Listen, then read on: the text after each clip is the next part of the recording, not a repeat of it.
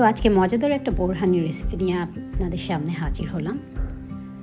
তো প্রথমে আমি ধনেপাতা সামান্য পরিমাণে পুদিনা পাতা আর 2টা কাঁচামরিচ নিব। দেন সামান্য পরিমাণ মতো পানি অ্যাড করে ব্লেন্ডারে ব্লেন্ড করে নিব। তো যতক্ষণ পর্যন্ত মিক্সারটা খুব ভালোভাবে মিহি ব্লেন্ড হয় ততক্ষণ আমি গ্রাইন্ডারে করে নিয়েছি ব্লেন্ড।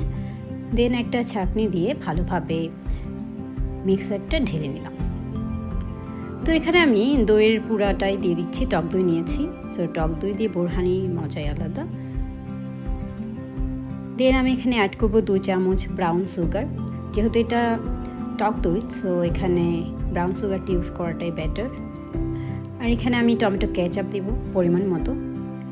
আসলে এটা যার যেমন টেস্ট বার সেই পয়সা দিতে হবে। দেন এখানে রাঁধুনি বোরহানি মশলাটা নিয়েছি, আর এটা দিলে আসলে আলাদা করে বোরহানির মশলা তৈরি করতে হয় না। সো এই তো সামান্য একটু পানি ঢেলে দিয়ে আবার ব্লেন্ড করে নিব দইটা।